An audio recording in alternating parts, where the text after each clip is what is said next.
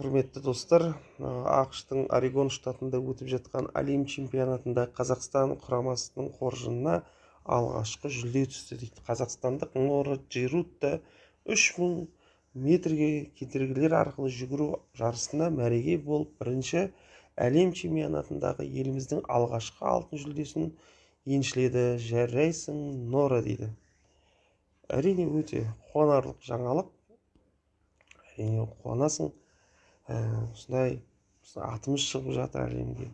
Бірақ бізге көп қазір соңғы кезде жүлде әкеліп жүрген, бірінші орын әкеліп жүрген спортшылардың көбісі мына шетелден келген спортшылар.